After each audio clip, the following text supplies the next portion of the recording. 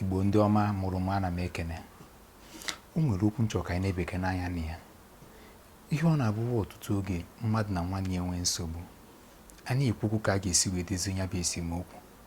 Ụfọdụ anọ na-asị onye nke ọzọ na ọ bụ m na mma nkwekwa, na ọ bụ m na mma nkwekwa. Biko, ọ bụrụ gị nwa gwa m eziokwu, ọ na ịma nkwe. Okwu eduga ọtụtụ ndị mmadụ na nsogbu ha esibeni ya wee pụta wee ruo taata. Na ọ bụ na ama nkwe, na ọ bụ m na ama nkwe. Tell me the truth. Ọ bụ na atinye gị na another person's shoe, ị ga-eyi nwunye? Akpụkwa onye ahụ mgbe ị ga-agbanwe ya? Ọ bụ m na mma nkwe, ọ bụ m na mma nkwe. Onye ọbụla nwere otu chi nke si wee kee nye.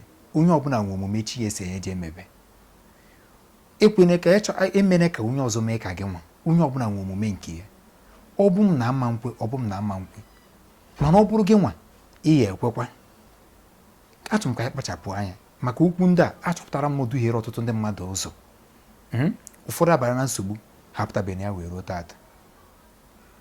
Ọ bụ m na ama nkwe, ka onye ọbụla jiri okwu a mee gịnị? Kpachapụ anya. Ndewo.